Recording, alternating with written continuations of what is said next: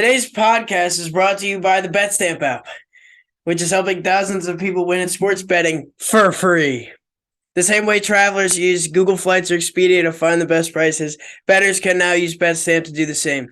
When you place a bet, the odds given by a sportsbook will determine how much you could possibly win. Even when betting on the same outcome, different sportsbooks will offer varying payouts, and these differences can be huge. Thankfully, BetStamp allows you to easily line shop for the most profitable odds across all sportsbooks. You can click on any matchup and instantly see all the different odds for game lines, player props, and even futures bets. Line shopping is the simplest way to find an edge in sports betting long term. On average, BetStamp users win an extra $1,000 yearly just by line shopping. You can find the BetStamp app on the Apple iOS Store, Google Play Store, or through your browser at www.betstamp.app. To access all these benefits, sign up using promo code SICKBOYS and start your journey to successful sports betting today. If you forget to use the code upon sign up, you can always enter our code in your BetStamp account settings afterwards. Check it out.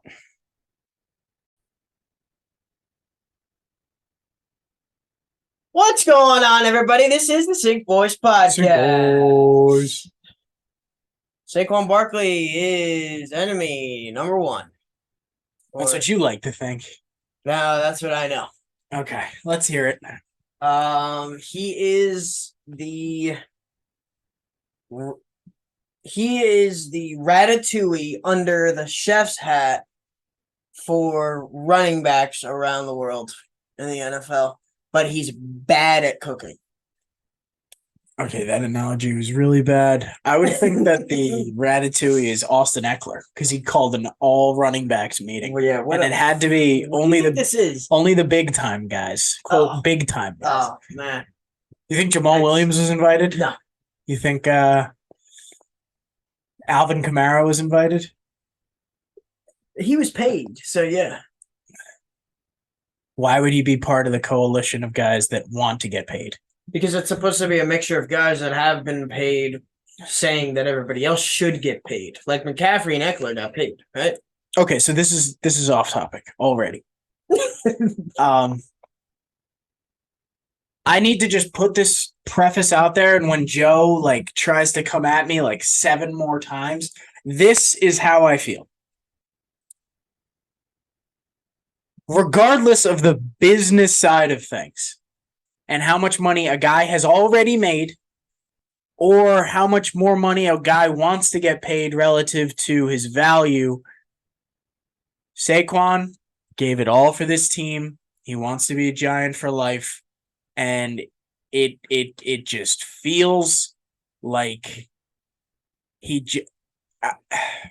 I'm emotionally almost broken about this. And as much as Joe is about to go in and say how replaceable Saquon is going to be and how the Giants aren't going to miss him that much, I think he's dead wrong, and he's not as replaceable as Joe thinks. And I just feel bad for running backs.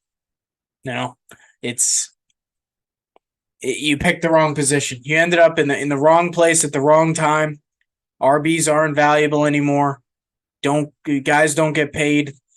It's in memes. It seems to be the actual strategy of professional football teams management is when these guys deserve to get their payday, when their contract is up, don't pay them. That's the strategy. Joe, take it away. All right, I'd like to say, to start it off with, I am also emotionally attached to Saquon.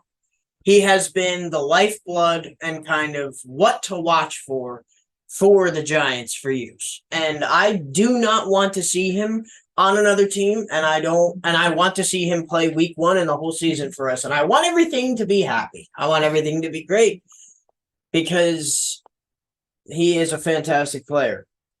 But I also, because of that emotional connection, am hurt by him to take I thought he was this nice guy. Team first guy. He was named the captain. I don't know when it was, but he was definitely a captain for the Giants last year. And for him to take this kind of approach to his own personal situation and put it in the spotlight of the organization and to say, fuck the Giants in an interview and fuck my teammates in that same interview, fuck you. Joe dude. took it out of context. Nope. Yes, you did. He said he could say those things. He doesn't want to, nor did he. No, the way that you just set up the picture was that Saquon said verbatim, fuck the Giants and fuck my teammates. That is not what happened. Okay, continue. All right, a little bit of a timeline here. The deal is not done between Saquon and the Giants after apparently the offer was $11 million. The offer before last season was 12, and apparently Saquon was looking for 14 and or more guaranteed money. The guaranteed money that was offered was 22. If the Giants were to franchise tag Barkley this season and next season, and he plays every single game that he is capable of playing, he is automatically guaranteed 22 anyway. So it sounds like the deal the Giants offered was just an extension if he were to stay with the team. Josh Jacobs also did not get his deal. After leading the NFL in rushing last year, I think he had like 1,690 yards rushing. Okay, how much of the fact that he said he wasn't going to be here next year factors into that? His situation is different. But they're, of course, being kind of pushed together as one concept in terms of the whole running backs not being signed. I was listening to Doug Gottlieb yesterday. You turned it off, but I kept it on. And one thing that he said was that outside of like the whole running back conglomerate, like their rights and how NFL GMs and owners are just discarding these guys once they've used them in their prime, dude, it's just outright stupid of Saquon to go through this process in the way that he's doing it. There has been plenty of times Melvin Gordon, Le'Veon Bell, Todd Gurley, these guys holding out for bigger contracts, Zeke, and just their careers going down the drain after, and them a long-term deal, them not being on a team in the NFL 2 or 3 years later and never playing in the NFL ever again. We've seen countless amount of times of that. And their agents knowing that not only can the Giants franchise tag him this year and rip him through this process and still it's not a franchise tag that's worth $4 million. It's $10.5 million. They could do that this year and they can also do it next year. And him doing this now is just setting him back because no matter what happens this year, the offer that they offered him this year is not going to be the same next year. It's going to be less, no matter what. So, dude, he could have taken the 4 years and everything would have been fine. Was there a reported contract offer from the Giants? Yes. What was multiple times. 4 years, $12 million a year. 22 guaranteed. That was the first one before last season. The one in the middle of the season, I think, was the same. And then this one apparently was $11 million. After he's been making, that's the other side of it, $8 million a year since he was a rookie in the NFL. If you take career earnings from this moment, he has the third most earnings of any running back in the NFL.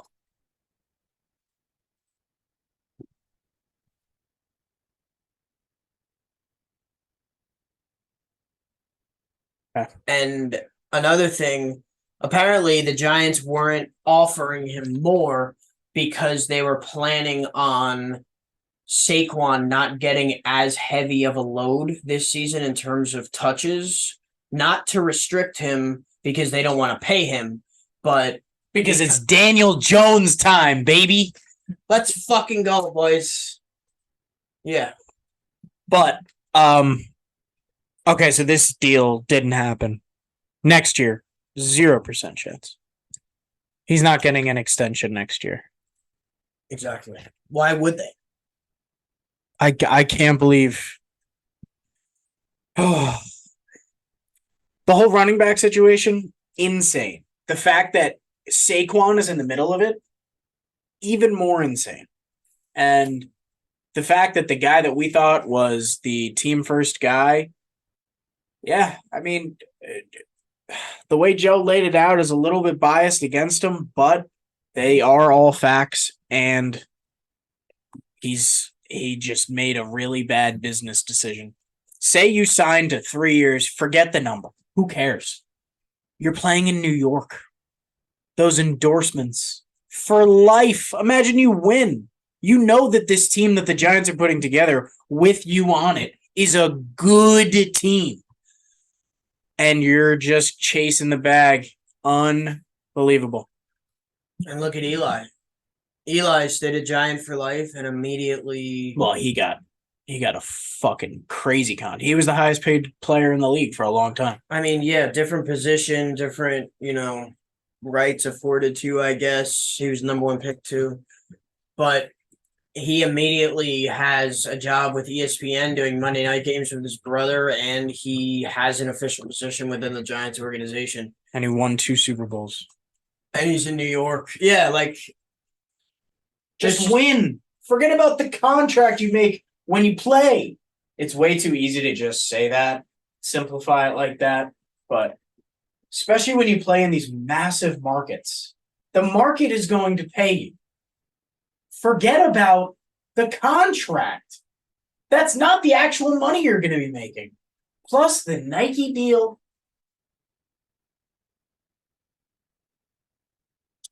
Another point that I heard a lot about, because with this news kind of broke 5 or 6 days ago, maybe less actually. And there's been a lot of media about it. Pretty much everybody has their 2 cents. And part of it is saying, people that don't watch the Giants and are very, tip of the iceberg followers of the Giants are just like, why would they pay Daniel Jones? That guy had 15 passing touchdowns last year. Why would they pay Daniel Jones instead of Saquon Barkley? We all know Saquon Barkley is one of the best players in the league. Well, Daniel Jones doesn't turn the ball over. Daniel Jones is a quarterback. If they don't sign Daniel Jones and they franchise tag him, his contract next year, if he plays well, which he will under Daboll, and the new system that they're going to have with the new players, that contract is going to be worth $50 million next year. On top of the 32 that they would have paid him with the franchise tag. And if they paid Saquon a big deal, maybe they're not able to sign whoever else they need to. Maybe they can't handle the Darren Waller contract. Maybe they can't sign defensive free agents like Bobby Okereke. And Daniel Jones' contract, which is $40 million this year, next year only pays $19 million on the cap. I don't understand. People do not pay attention to certain things, and they act like they know everything, and it gets me really frustrated. The Giants, I also heard another thing. Sorry for rambling. But apparently John Mara in the previous general manager and decision-making, rooms would have succumbed to giving a deal to a player like that in previous tenures just so that they could keep that player on the team. But Joe Schoen and whoever else was in this decision, standing their ground is a sign that things are different now. We're not going to throw away our money to make one person happy and throw away our potential future. We have a plan. We're sticking to it. And if you're not on board, you're not on board. That's it. Mm-hmm. I love it. I love everything the Giants are doing. I'm with it. Yeah. I know we're sad about Saquon. I don't know if I'll ever get over it. Tell me that he didn't do it to himself. He did it to himself. Excellent. I'm happy we're on the same page. We are, dude. As much as you think that we're not. Also, I have to get credit for being right about this whole thing. I have to. The amount of times that we argued throughout the season about running backs and getting paid and how replaceable they are. And now this is the exact thing that everybody in the world is saying, how replaceable they are. But it's like analytics community, new school mind, this is the popular thought. This has been the thing for like 3-4 years. Running backs don't have much value anymore. It's not like you came up with it. I was just trying to challenge it because that's my running back. No, but during the season, you guys were saying like we have like Sharif. Okay, I'll just throw Sharif. Okay. But when I'm saying something like we need to bring back Saquon, I'm not thinking about everything you just said with the saving every dollar and making sure everybody on this team is accountable and making, good money and nobody's making too much and we're not just trying to make somebody happy. I'm not thinking about those things. I'm like, Saquon's one of the best running backs in the league. Like we should probably have him as our running back next year. I'm only good at knowing contracts and value in the NHL.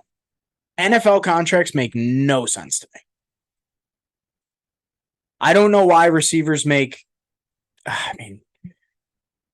you could say durability, but they also get injured. It's just the fact that like they're so much more protected than running backs and they don't get hit as much. All right, here's another angle. The Giants' offense last year was relying on Saquon, right? Like because of the lack of talent and the injuries that they had in the receiver room. Bellinger was their starting tight end, and he was a rookie. Daniel Jones and Brian Dable had just started their first year together. So it's like, okay, we have Saquon. Like, we're going to need to use this guy. And he was very successful, especially early in the season. He had a little bit of a bump in the road in the middle, and then he was better towards the end. And he was good in the playoff game. But with the added things that they have, like Daniel Jones seems like apparently a different guy. Dude gets paid, and all of a sudden he's on stage, country concerts.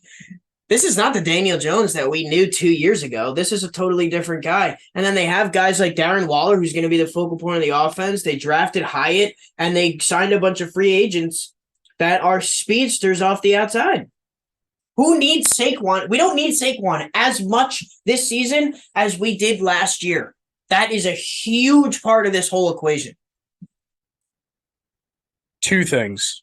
Do you remember the Madden ratings of the Giants receiver room? All of them below 75? I think most of them were around like the 70 range, 77.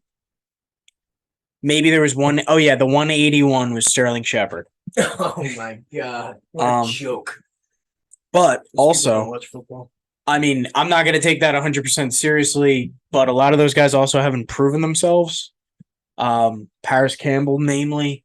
A couple rookies, a couple young guys, a bunch of guys that get hurt all the time. I went all the way. The list. The 15 guys. Yeah, I went all the way from last year in the beginning of the season saying Darius Slayton sucks, all the way to the beginning of the summer saying the same thing, to throughout the summer being like, wow, he's probably been the best receiver for Daniel Jones.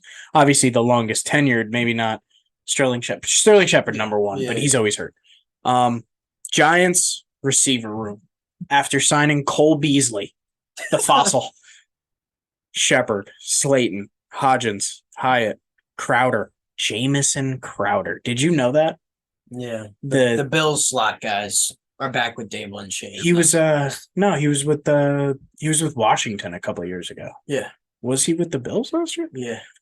Sills is still on the squad. Remember Colin Johnson? He looked really good in that one regular season or preseason game. He was out all year last year. Wandale Robinson, Campbell, Jaden Mickens, Jeff Smith, Bryce Ford Wheaton, Khalil Pimpleton, Makai Polk, and Cole Beasley. 15 guys. Now, that is quantity.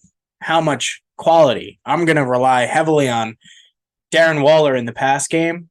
We're going to have bodies, but you're saying that Saquon was super necessary to make up for the lack of talent that we had on this squad to help out our offense with the production. Now we have more receivers, better receivers. I'd say it's more that we have more receivers, not exactly better. We will find out. Waller's going to make a big difference if he could stay healthy, but I don't necessarily agree that like the talent gap is closed, losing Saquon and adding all these receivers. We don't know what this receiving room is yet. All right, so 53-man roster. Obviously, the majority of these guys are not going to be on the roster come.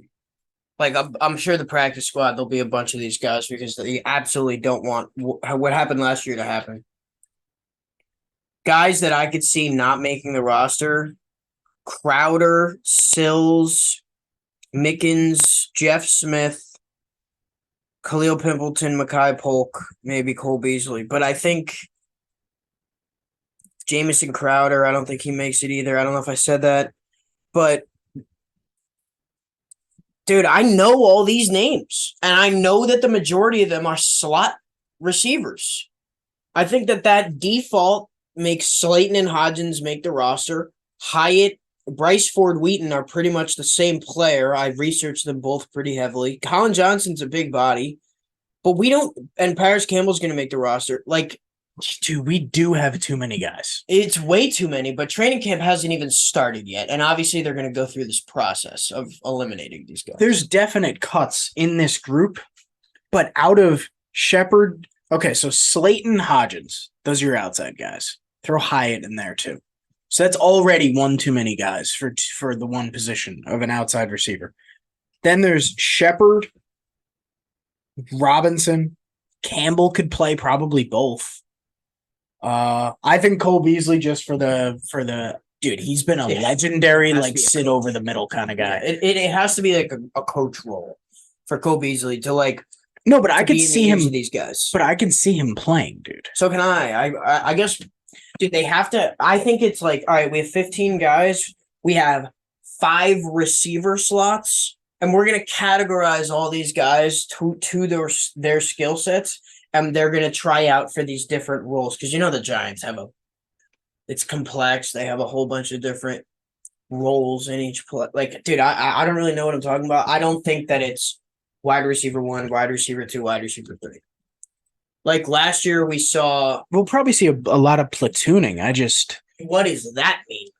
It means like Hyatt and Campbell will be running the outside for like 2-3 plays. And then the next 2-3 plays, say we get a first down, then we throw out Hodgins, Slayton.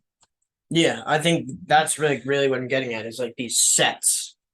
And then if you were to put Bryce Ford Wheaton, Paris Campbell, and Jalen Hyatt on the field at the same time, the amount of speed, and Jeff Smith too, the amount of speed is just like, dude, to me, blow the top off of it. And dude, Daniel Jones is good at throwing down the field. I know he's got a good deep ball. To me, it's guys like dude, Colin Johnson. Can't see him making it, even though he definitely deserved it 2 years ago. Mickens, Smith, Ford Wheaton, Pimpleton, Polk, Crowder, Sills. Those are guys I'm like, there's no way these guys make it. There's too many bodies. Dude, I kind of want to like ask David Sills to come on the pod because he's just been in that locker room like for the past 3 or 4 years. Mm-hmm. And it's like, I just would love to interview that guy and ask him about the gritty grinds of the G-men. Mm-hmm. I guess to just close out this Saquon conversation, because that's really what this was, is he's not the only guy anymore. And they signed James Robinson. I think we still haven't even mentioned that. One singular day after he publicly threatened to sit out the season. Another, in my opinion, A+ business move from the side of the Giants organization. Like you're going to try to convince us that you're not replaceable by sitting out? We're going to replace you the next day. The very next day. James Robinson, Eric Gray, platoon. We're buzzing by. We'll see what happens. Matt Breida. Eric Gray, I saw some highlights in college. That guy's a hard runner. Smaller guy, but he's a hard runner. See him being like an Austin Eckler. See what happens. All right, you ready to get into these divisional predictions? We're kicking off the divisional previews Today we're starting with the AFC South, and then we're doing the AFC West.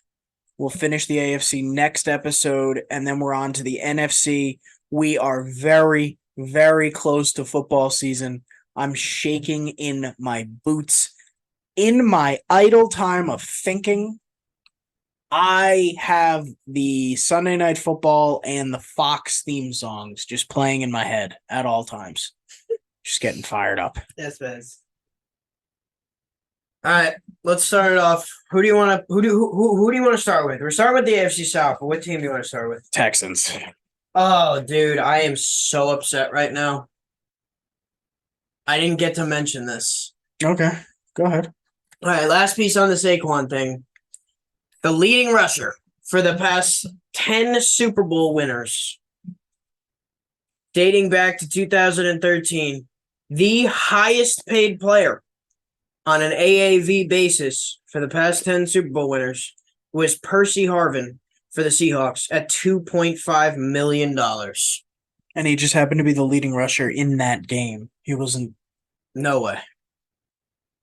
For the Seahawks, you think Percy Harvin was the leading rusher that season? I don't know. No, he was the leading rusher in that game. Why would that be the case? What do you mean, why would that be the case? Like, why would they make this post if it was just for the one game? Because they're trying to make a point. The biggest games of the year, the leading rusher for the game. But you don't think that the rest of these guys was Pacheco the leading rusher? Cam Akers? These are season starting running backs. In the Super Bowl? These are season starting running backs. Those for guys these teams. definitely were the leading rushers in the Super Bowl game. All right, forget it. I'm over it. I feel like it has less value now that it's the Super Bowl game. Well, it's also the fact that not true, but you're pretty hard on it, so it's like whatever. But my point is that all these guys don't make any money pretty much. 700,000, 890, 2 million, 1 million, 480, 900K. These guys are barely like coming close to $1 million. How many of those teams are run first? None of them. I mean, that's the main point. I didn't write the teams, but it's Chiefs, Rams, Bucks, Chiefs, Patriots, Eagles, Patriots, Broncos with Peyton Manning, Patriots, and Seahawks. It's just like no matter what did we talk about with someone being able to make Lamar. When we were talking about Lamar all the time, or any of these rushing heavy quarterbacks, or Justin Fields, it's like in a playoff game when it matters, there's 2 minutes in the game, you can't just fucking scramble everywhere and be able to actually win that game, stop the clock. What if the play fails? What if the play is blown up? It's not an incomplete pass. It's you getting tackled 3 yards past the line of scrimmage. 100% agree. This is a passing league, and it's been a passing league for quite a long time. So, as referenced by that list, there is not, your Alvin Kamara, Adrian Petersons, your Ezekiel Elliott's. You're not getting all those guys on that list. You're getting, especially with the Chiefs, like Damian Williams and Isaiah Pacheco. Those guys were both rookies when they won. And also, why?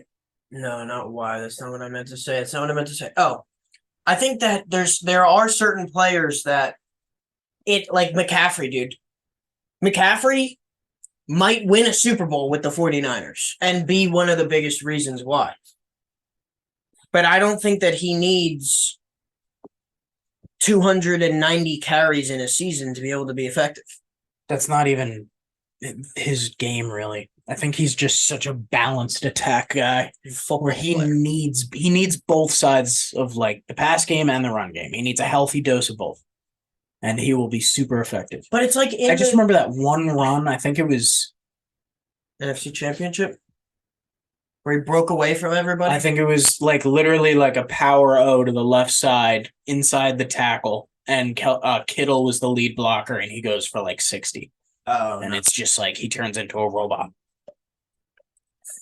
He's an insane runner. He's another one of the guys where the head just doesn't move. Buzzing. And the guys that are kind of pushing the whole narrative with the running backs are guys that got paid in more fortunate situations for themselves. McCaffrey was the guy that got paid in Carolina when they were terrible after Cam. They had nowhere else to pay that money to. Exactly. They were hitting the cap floor. Barely. And these other teams, let's just close out the RB conversation with this. Who are the running backs that are in the center of this conversation? Austin Eckler. How much is he getting? He's making like 6 or something, I think. I'm not sure if he got paid or not. I don't know why. So, well, like you said with the Melvin Gordon thing, Melvin Gordon held out because he thought he was more valuable, and that's when Eckler got his chance. And now Eckler is trying to hold out. Like, dude, didn't you learn something?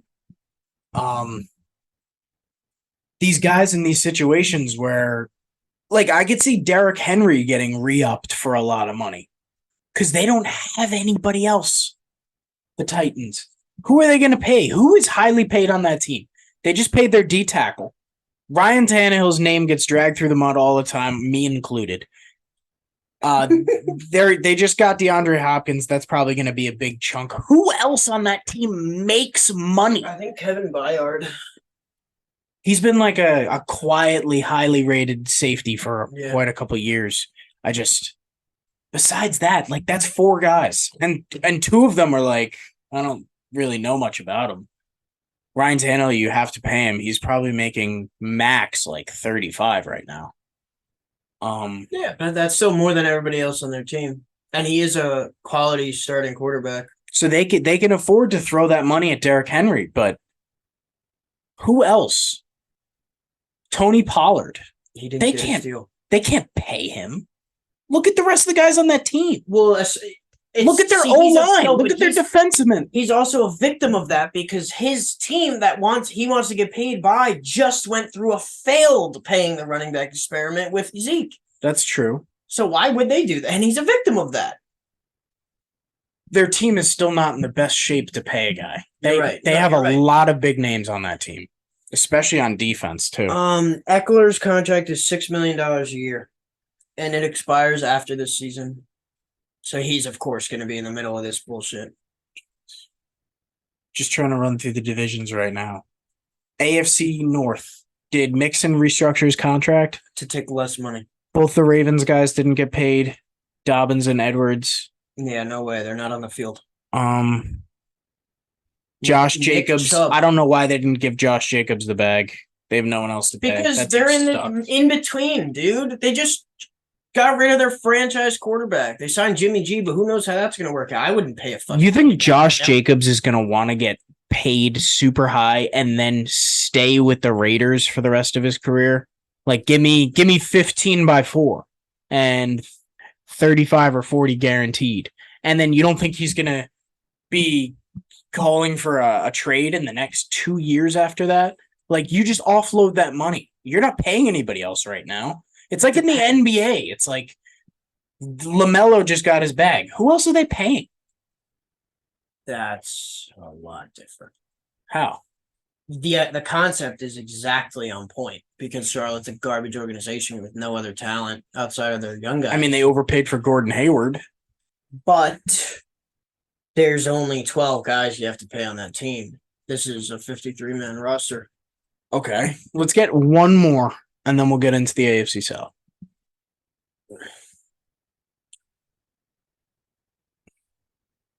Of who got paid? Of a team that can't really afford to pay their running back because they have too many guys.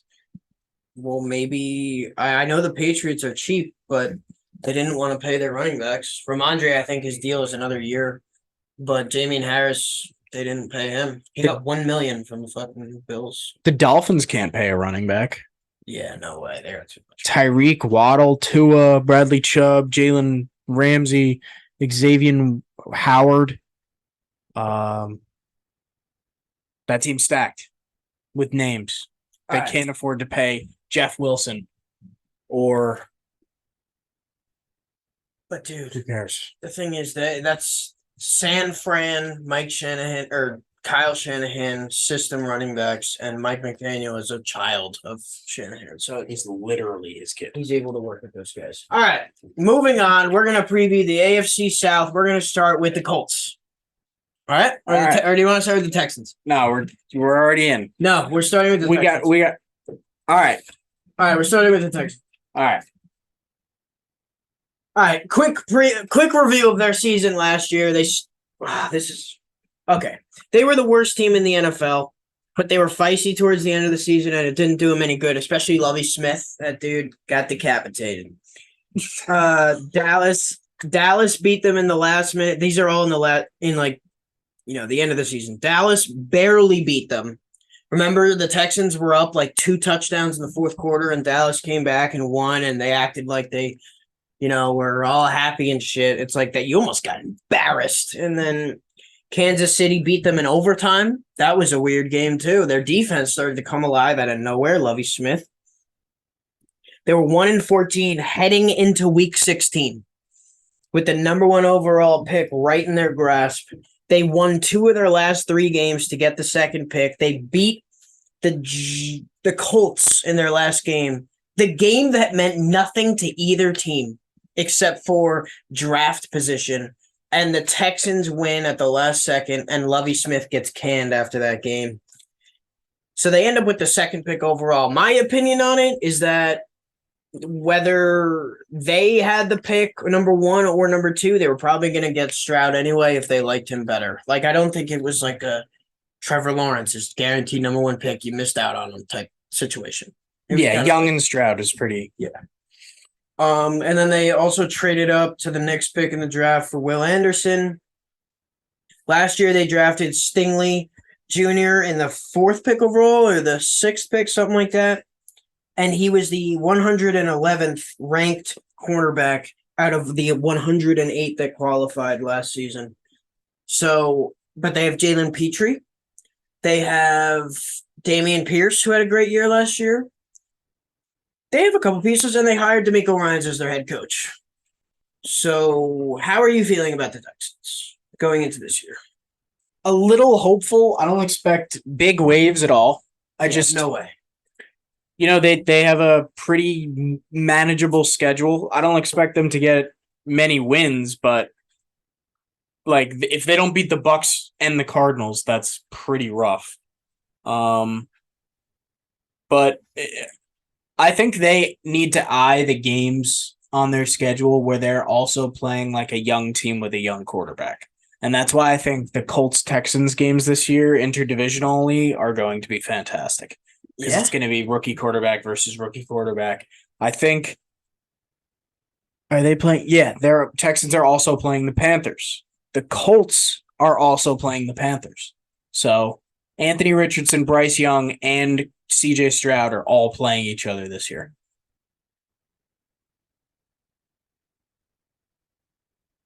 Texans will not be good, though. Who's their top receiver? Nico Collins. So, and Robert Woods. Yikes. Okay. Yeah. Yeah, they're going to be bad, and we know that, but that's okay because we know they're going to be bad. Like, if they pull out a couple wins, it'll be like all right, that was growth. And we'll see how the quarterback performs. I know their O-line is a dumpster fire on top of that, So this is another situation where we have rookie coach, rookie quarterback. So I feel like the leeway scale should be pretty heavily like, let's give them the benefit of the doubt kind of situation. Where it's like, we're all going to figure this out together. It's not like Mike McCarthy inheriting. Jack. Yeah. That's a really good point. You've proven that you're maybe like a sus coach. Let's see if you can do something with a young quarterback. We are all in this science experiment together. All right. I mean,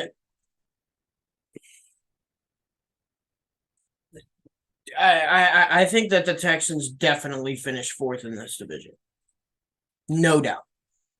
I think the ceiling is higher. The Colts have a better roster.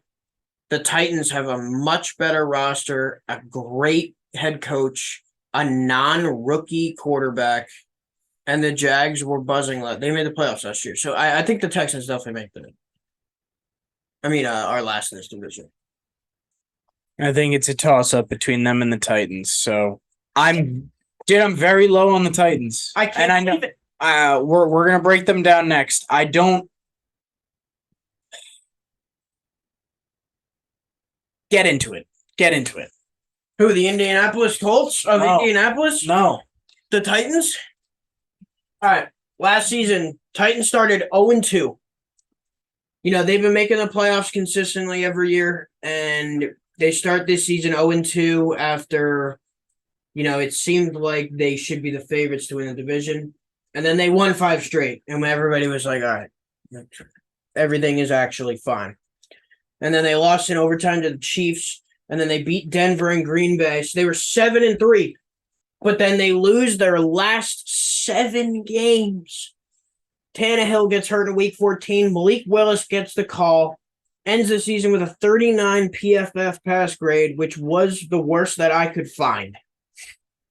And he is immediately labeled a bust. And then their season ends with Joshua Dobbs on a 4th and long, dumping it off 10 yards before the first down marker, and that guy getting drilled into the ground. It's just a sad ending to a good story. So you think Malik Willis and Josh Dobbs made the team look worse than they were? I don't think that they were bad. They lost the last 7 They had games of the year. 7 wins through the first 10 weeks. They're a good team, dude. I think their defense was the majority of why that is. Dude, You look at some of the games that they played last year, how tight they were, how low scoring they were. We used to have a joke last year that the Titans are good for a 21-17 game every single time. Whether they win or lose, they're not going to let the other team score that much, but they're sure as hell not going to score that much. Derrick Henry is going to be the majority of their offense. I don't know how Ryan Tannehill gets these stats compiled like he does. I think he had 3,800 yards last year. I don't know how that's the case. I don't know how he 2,500 yards. Okay, never mind. Pretty bad season. He only had 6 picks. I think he was injured for a good majority of the season, though. Like, he was playing through it. They finally sat him down. But, dude, their defense, that is what we need to focus on, I think. Now, previewing this season, they have a couple tough games.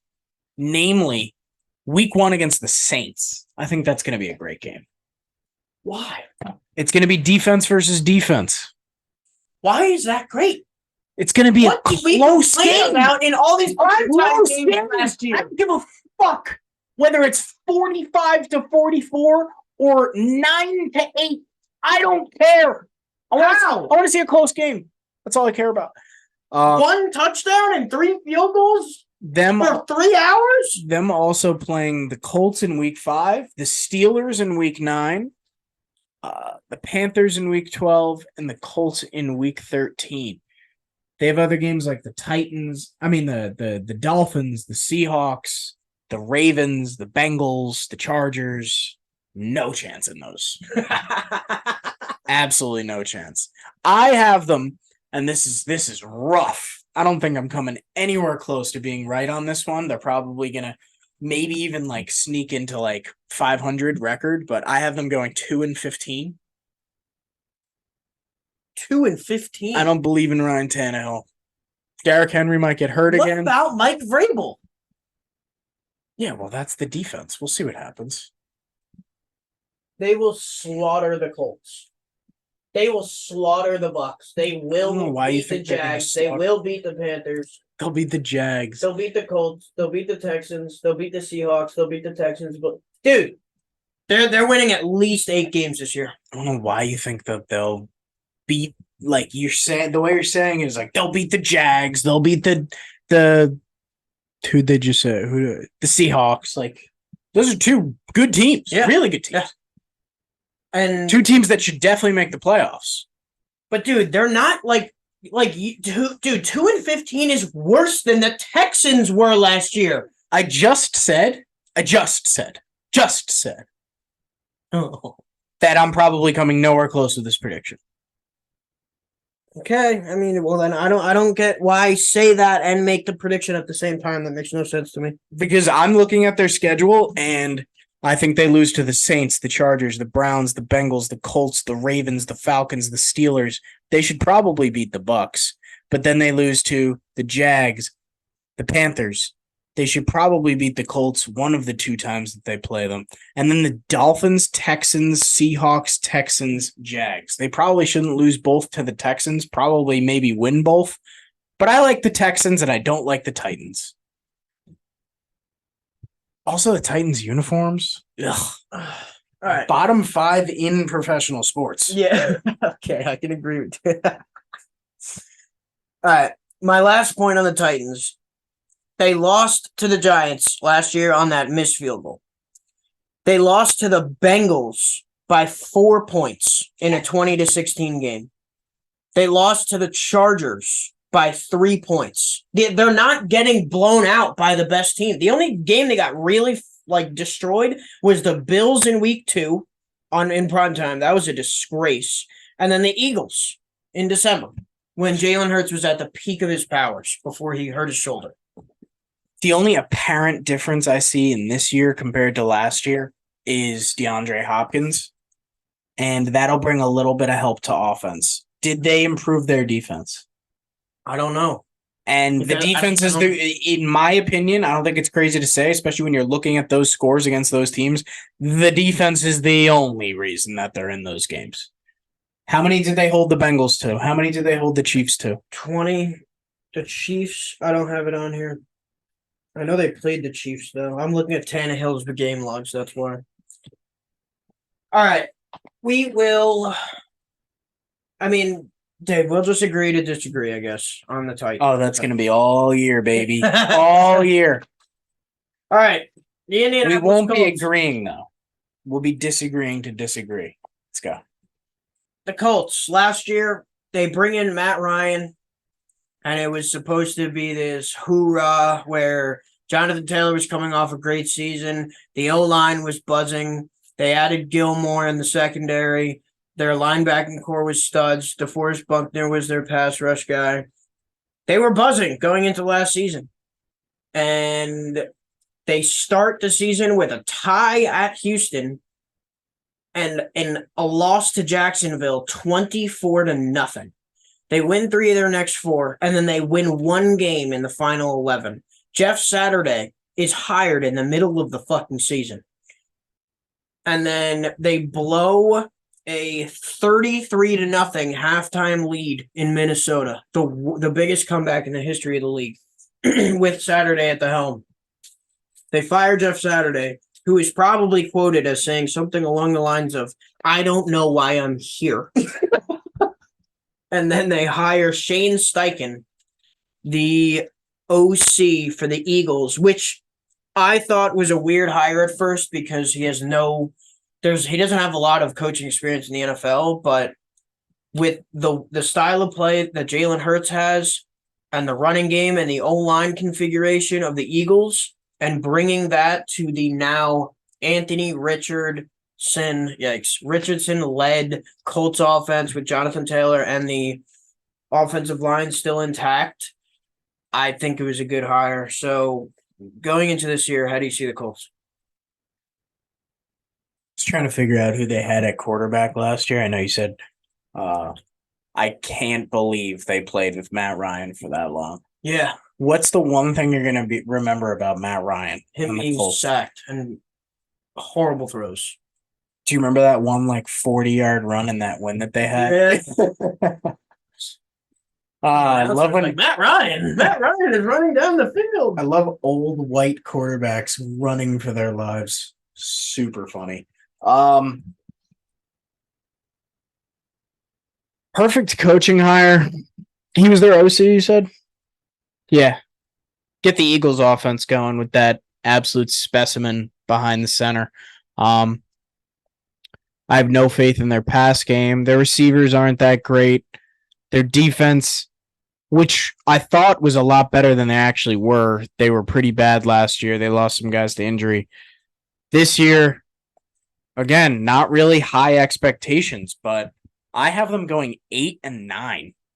Are you serious? You had them going 9-8. Are you serious? All right. Here's a little precursor. We made these. We ripped through the schedules 3 weeks ago, 4 weeks ago, 5 weeks ago, possibly. Maybe 6. And I had the Titans going 2-15, and my feelings have changed so hard on them that now I think they're winning 8 or 9 games. For the Colts, Dude, they have a light schedule. They got teams like the Rams, the Browns, the Panthers, the Falcons, the Raiders. I think it's crazy. We just call those teams light, probably because their quarterback play isn't there. It's like the rest of the roster for those teams aren't that bad. I think pretty highly of the Falcons and the Browns. Thought you were gonna say the Raiders. I'd say you said the Falcons and who? The Browns, because their quarterback play was so bad last year that it's whatever. Dude, the AFC North, I can't wait to preview it because it's gonna be such a tough division. Browns games aren't gonna be easy for anybody, especially if Deshaun steps up. That defense is gonna be good again. But I guess, yeah, I simplified it a little bit by the quarterback play, assuming Deshaun is not going to be super good next year. And I have the Colts beating the Browns. See, I would probably change some of these, but dude, you can't take the Rams seriously. They have the Bucks in there I didn't mention. The Raiders. I don't care what you say about the Raiders and how good they might be, how good Jimmy G might be. They're going to have the same problem that they did last year. They don't have a defense. Dude, why are you thinking that I'm going to be high on the Raiders? No, I'm just prefacing, if there's any, maybe there's a listener that hates my take. Yeah. We got an old school Oakland fan listening or something. But very manageable schedule for the Colts. And if they get that run game going against some of these other teams that can't score that many points, the Colts probably have a better defense than most of the subpar teams, young teams in the league, in the division. They should be able to collect a couple wins. Get Anthony Richardson some experience in some tight end of games. That's what this season is about, for sure. All right, the Jags. Very high on the Jags. Very high on the Jags. All right, last year was the Trevor Lawrence sophomore. You need to mature and show signs for next year's season. He won his first road game last year in week 7. No more Urban Meyer, which turned out to be a huge I think that the Urban Meyer situation, him getting caught grinding on a girl and him getting fired. Oh, he was doing more than that. Of course, but that whole situation was kind of a blessing because it opened the door for Doug Peterson to get in that building. And they also added Christian Kirk from the Cardinals, Zay Jones from the Raiders, Evan Ingram they signed from the Giants traded him? I don't know. I think he was a UFA. And then ETN missed his entire rookie season with an ACL tear or some shit like that. And he was fully healthy for last year. And he came back and he was a stud. Yeah. And then they drafted Trayvon Walker with the first overall pick. Disappointing. Yeah. I've heard mixed reviews on that guy. Apparently he looks like a monster, but his numbers weren't there. They had some, I don't have it written down, but they had some really, really weird losses last year and some really, really good wins. Really all over the place. Couldn't really put together a good stretch until the end of the season when they won 5 in a row. And even those games were kind of sketchy. But they had the comeback win that we've never seen before in the playoffs, down 27-0 at the half. Trevor Lawrence had 4 picks in the first half and 4 touchdowns in the second. And I think he had a rushing touchdown too. But dude, this team obviously is on the up and up. And I think that it's fair to say that they should be the favorites to win the division. You said in the last podcast that you see or not, maybe not in the 32 Thoughts podcast, that you see Trevor Lawrence being in the same class as the Burrows and the Lamars and the Jalen Hurts and the Josh Allens of the world. Take it away. Let's pull up his stats. Trevor Lawrence? Yeah. I got it. Give me. What do you want? Just give me the basics. I need TD to interception. All right. He had 25 touchdowns and 8 picks last year. Pretty good. He had 4,000 passing yards. Pretty good. 66 completion percentage. Pretty good. Played all 17 games. Pretty good. And I think it's going to get better. He had 5 rushing touchdowns last year. Much better season than I thought. He probably was completely left out of the most improved conversation. That's a really good year to me. That's a really good year. And I think he's going to have a better year. I have a lot of hope in the Jags because of guys like Trayvon Walker, where they might have the Evan Neal freshman year slump, the rookie year, not playing well, trying to get used to the league. They have some monsters and high picks on that Jaguars defensive squad. And their offense should be able to tally up the points all year with all the weapons that they have. And they just got Calvin Ridley, like Joe mentioned. There's no reason to me that the Jags shouldn't win this division. I know you like the Titans, but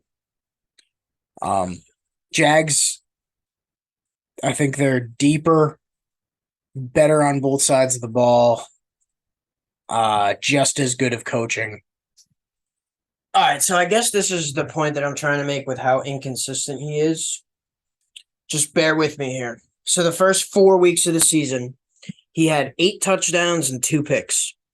And then the next 5 weeks combined, 3 touchdowns, 4 picks. In 5 games, 3 touchdowns and 4 picks.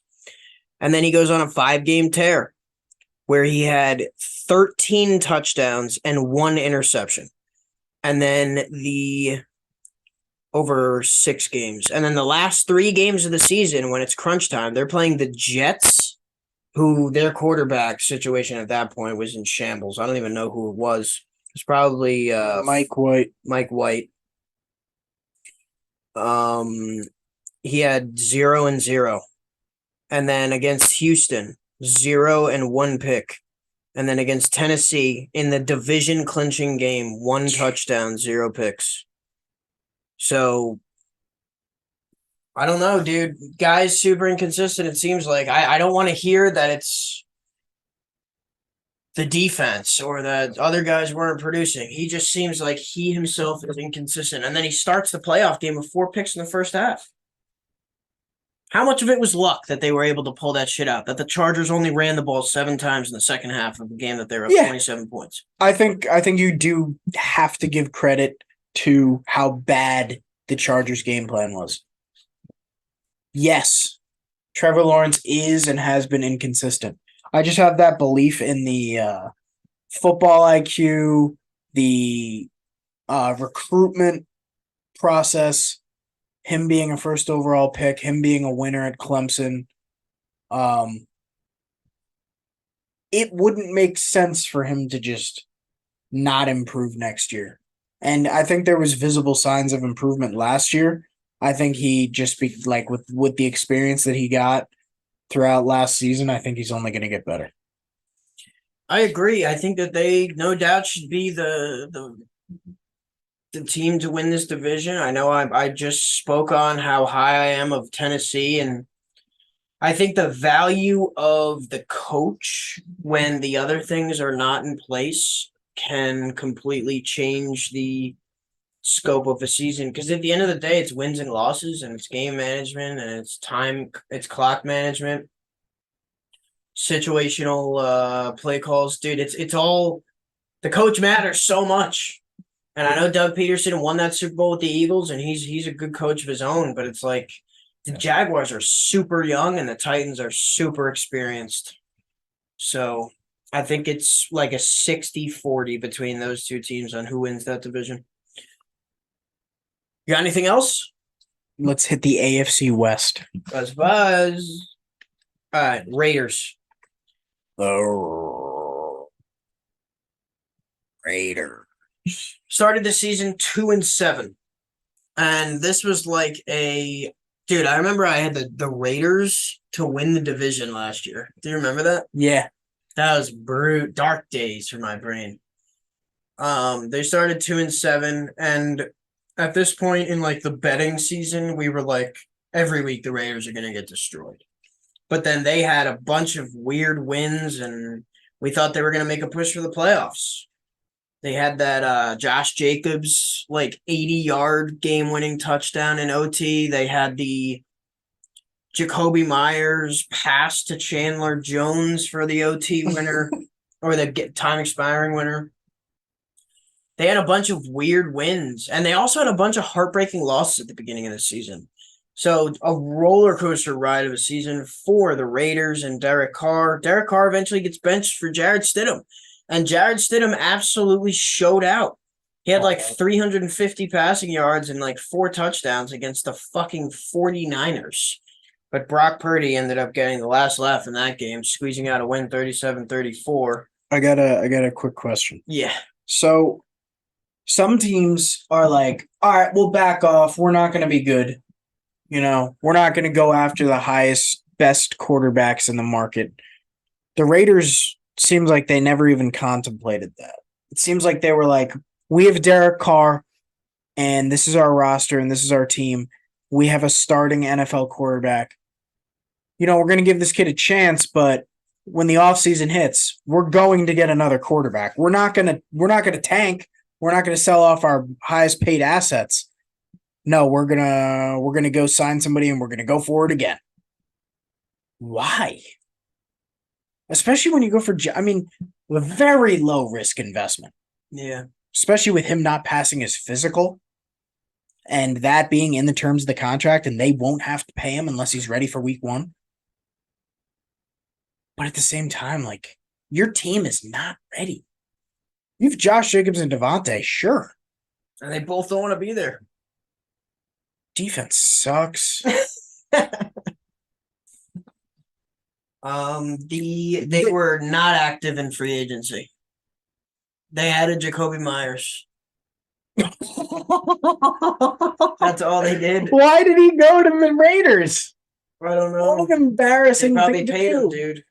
They probably paid him. He threw them the ball in that game. He threw them the ball in that game, and then he signs with them. Maybe it was all his plan from the beginning. Hated New England that much. Let's give the Raiders another one. They need one. On the quarterback conversation that you just started, remember we were listening to that Bill Simmons podcast from January yesterday? Yeah. And they said Aaron Rodgers to the Jets. Yeah. And then he was like, and I hear that the Raiders are the backup plan if they can't get the deal done with the Jets. So I guess the Raiders were trying to make a push for Rodgers and settled for Jimmy G. But didn't go after a quarterback in the first round. I don't know if they could have traded up to draft Richardson, or I guess they could have drafted Will Levis. That dude fell to the 3rd round. And they also didn't retain Jarrett Stidham. That didn't make any sense to me. He's in Denver now. That was like the main, that was the roundabout part of the point I was trying to make is like, dude, he balled out was it 1 or 2 games? I think it was 2. The one, that shootout with the game winner by Josh Jacobs, that was incredible. Like, I don't know why you wouldn't roll the dice with a guy on I guess he was fans fired up. I guess he was UFA. Maybe that's the only reason why they couldn't hold on to it. We definitely, I think, I'm just going to go out and say it. We definitely both have the Raiders to finish last in this division. Oh, for sure. All right, next team, the Bronx. The Let Russ Cooks. The Let's Ride. Let's ride. Broncos fans, let's ride. Let's ride. All right, so here is the timeline from last year. Traded for Russell Wilson. Week 1, the NFL did an excellent job of having the Seahawks and the Broncos play each other. In a 17-16 final, the Seahawks beat Russell Wilson and the Broncos. Geno Smith pulls out the now famous quote, "I ain't right back, though." Do you remember what happened at the end of that game? No. Was it Russell throwing a pick? No. Oh my God. They wasted like 50 seconds on the clock. And Peyton was like, It's time out. Time He out. was doing it for 30 seconds, yelling at the TV. And then they tried to kick a 65-yarder. Brandon McManus, not quite enough leg. on a 4th and 2. And it's like, if you were to do they did like the calculations of like what's the percentage of you getting a 4th and 2 with run and pass, and it's like 60% and 55%. And the times that a 64-yard field goal has been kicked by an NFL kicker was like 3 out of like 150 attempts. It's like what kind of decision was that? That was the beginning of the end for Nathaniel Hackett as the coach of the Broncos. Game 1. Yeah, we should have known that shit was a shit show from the beginning. They only scored 16 points on top of that. And he didn't get fired until like week 16 or something. And weeks 2 and 3, they beat Houston and San Fran. I don't know how they beat San Fran. I don't know what was going on there. But with a combined score of 27-17. So to this point, they're averaging below 16 points a game. They lose 11 of their next 14 games. They finish the season with the worst offense in the NFL, averaging 16 points a game. Hackett gets tossed. Peyton comes in. Let Russ cook might be back in business. They added Mike McGlinchey. Huge deal. 5 years, $87 million. He's a right tackle. And Ben Powers, who I know is pretty good. 4 years. He's a center for $52 million. So looks like they went out in free agency and tried to put some stuff together. Who's their running back? Javante? Who's the other guy they got? No idea. Yeah, same. All right. But Dulcich looks good. If Russell Wilson is more back to himself, Judy and Cortland Sutton will be healthy. I'm not sure who their third receiver is, but dude, they should be a lot better. I'm on the Bronx. I'm on the Bronx. The O.J. Simpson cars? Yuck. Yeah. Butcher Village. Yeah, I'm on the Bronx. I'm on the Bronx too. Let's go, boys. I was on the Bronx all of last year too, and I never got off. I know that Chiefs game, that primetime Chiefs game, you were buzzing. They won. No, they didn't. No, they didn't. But they almost did. They were up like 24-7 or something like that. And then, of course, Mahomes came back. No, there's no way. Yes. And that's when Russ, I think, put the team on his back and almost died with the massive concussion. His head going directly into the ground. Yeah, no, I'm definitely high on the Broncos. Just for reference, I have the Broncos going 12-5 and the Chargers going 10-7.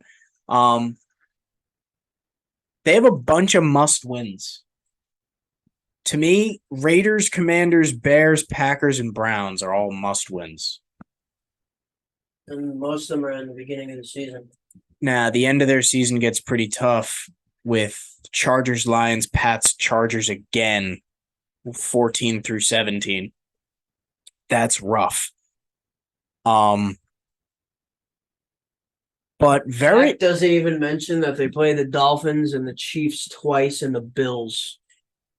You think they have a good schedule, like in favor of them, or you think it's rough?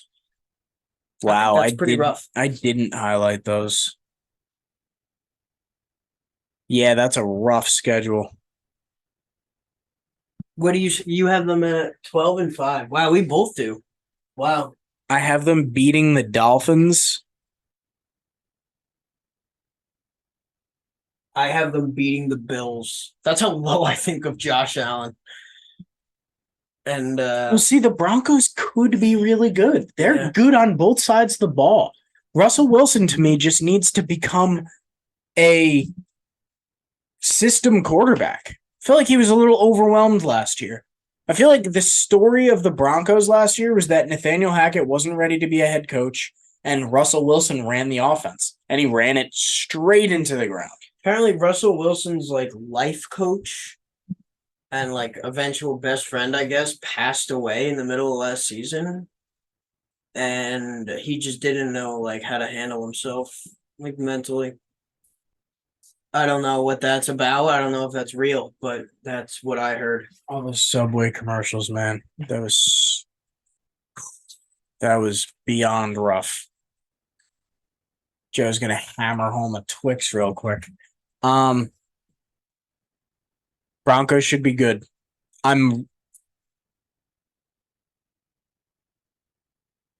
Yeah. The Sean Payton Broncos should be good. Yeah. This is a bunch of things that like we know as football fans, what we've seen putting two and two together, this is what should happen. Sean Payton and Russell Wilson should be a good combo. Sean Payton, one of the best offensive coaches the past decade or century or whatever it is. I mean, he's still around. Seriously, how many coaches have aged out in the past century? Probably not a lot of great ones. The Chargers. The Chargers. Chargers have a very tough schedule. So I think the AFC West is playing the AFC East and the NFC North. So right there, you got 5 or 6 tough games right off the bat, including your own division. So the AFC West, not going to have an easy time this year. Chargers last year, they signed a bunch of, like, we knew that their offense was high powered between Mike Williams, Keenan Allen, Justin Herbert, and Austin Eckler. So they went out and signed a bunch of defensive guys that had big names, J.C. Jackson, Khalil Mack, good one. The defense ended up being bottom third in the NFL. They finished 10-7, but the entire season it felt like they were underperforming. And their losses were to Kansas City twice, San Francisco, Seattle, Jacksonville, Vegas, and Denver. So it's like the Vegas one was probably they should have won. But those are all tough teams. It's not like that's what I'm saying. It's not like you're playing bad teams and losing these questionable games. It just seems like the Chargers to me gave the vibe just generally of like, we're just not there yet. Even though our quarterback is really good, our run game is non-existent. And we were super injured all year. And Herbert cracked his ribs in week 1. Forget about J.C. Jackson and Khalil Mack being out. That's already massive. Mike Williams and Keenan Allen got big injuries throughout the year. Yeah. Justin Herbert was pretty much alone, him and his cracked ribs, for most of the season, him and Austin Eckler. So obviously they blow the 27-0 halftime lead to the Jacksonville Jaguars, and the word around town, pretty much in every single human being's brain, even people that don't watch football, thought that Brandon Staley should have been fired. He still should be. Yeah. They actually ended up extending him, and apparently the leaders of the locker room were behind him on that. He seems like such a stiff. He seems like a nerd. They have a quiet free agency. They lost Drew Tranquill to the Chiefs. Yeah. Tough loss. And they added Eric Kendricks from the Vikings to replace him. Outside of that, zero significant. Their biggest free agency signing, whether it was retaining somebody or signing somebody outside, their highest signing was 3 years, $12 million. When other teams signed, offensive linemen for $90 million or whatever else it was. And then they drafted Quentin Johnson in the first round to add to that offense. But outside of that, we're getting the same team this year. Same coach, same players. And they lost their middle linebacker. And they added a rookie receiver. But they will have a healthy Justin Herbert. Mm-hmm. I like the Chargers. I'm not going to go out of my way to say that they're going to win the division because I don't believe that to be true. But I'm higher on the Broncos than I am the Chargers this year, which I can't believe I'm saying. In your way too early predictions, you had them going 7-10. That's disgusting. But okay. I don't believe that now, but like I had them losing to the Dolphins, okay, the Cowboys, yeah, the Chiefs, yeah, the Jets, yeah, the Lions, I don't know. That's a coin toss. The Ravens and Pats, the Bills, Broncos, and Chiefs. Their schedule is an absolute gauntlet. Yeah. It's a gauntlet. So it has to be Justin Herbert taking that next step and now not only putting up the stats but winning the games. Hey, you gotta beat the best to be the best. Hell yeah. Yo, you said it as best as possible. Thanks. Does that make me the best? At that, yeah. Thanks. You're welcome. Let's go. All right, let's move on to you have anything for the Chargers? Fire Brandon Staley. I'll send them a mail. All right, Chiefs. So they lost to the Bills. I can't believe I'm starting it here. They lost to the Bills 24-20 in another classic matchup on October 16th. After that game, they only lost one game for the rest of the season, and it was to Cincinnati. The Chiefs don't fuck around. Even in the Houston game that we talked about, even in those games, they still find a way to pull it out. The Broncos game we talked about where they were down the whole way. They win the Super Bowl, obviously. Mahomes is the MVP. They win the Super Bowl after Mahomes gets a high ankle sprain in the divisional round. So he played both the AFC Championship and the Super Bowl with a high ankle sprain. He's a fucking alien. But slight problem that they have right now is that Chris Jones just said he's not going to be reporting to training camp until he gets paid.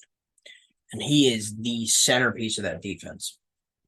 They lost Juju, which I think is as irrelevant as it can get. Dude, it doesn't matter who plays receiver for them. Yeah. They have a bunch of gadget guys. They're right exactly where they want to be. And I don't think any of their receivers are going to go out of their way to say that they should get paid big money regardless of the season that they have. Because they're all going to have identical stat lines. Yeah. I think Kelsey's contract expires after next year, though. So that will be a huge – they're definitely going to pay him. And he deserves it. They signed the right tackle from Jacksonville, who was like a top 7 tackle in the NFL last year, to a 4-year, $80 million deal. They lost Orlando Brown to Cincinnati, who was highly paid and highly ranked, but talked about as one of the worst tackles in the league. They signed Drew Tranquill, as I just stated before. And they lost Andrew Wiley, their other tackle, to Washington. Those are the significant moves that they made. But outside of that, dude, it's fucking Andy Reid, Travis Kelce, and Patrick Mahomes. I'm convinced people don't want to win. Ooh. My name's... I guess they just won the Super Bowl, so never mind. Andrew Wiley, no, I want my bag. I want to get paid. Send me to Washington. I was on the best team last year, but I want to go play for Washington because they're going to give me $6 more million over 31. Why would it matter to you at that point? I think it's go get your bag time once you win, because then it's what are we doing this for? I'm doing this for me. I know. Dude, a fucking left tackle doesn't have the legacy and stain in terms of NFL history as quarterback, running back, receiver. Like Terrell Owens never won. It's easy for me to say because I'm never going to be in the position, but dude, I'll give me as many rings as humanly possible. I want to compete with Tom Brady. As a left tackle? Apples to oranges there, bud. Chiefs favorite to win the division. What did I have them as? 14-3? Yeah. Who did I have them lose to? It's probably just pity loss. Bills, Eagles, Dolphins. I feel good about those. My losses were Eagles revenge game. Dolphins blow them out of the water early and hold on to the lead.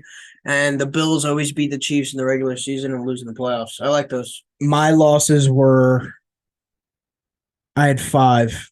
Jags week 2. Yuck. Broncos week 6. Yuck. Chargers week 7. Yuck. Eagles week 11. And then Bills week 14.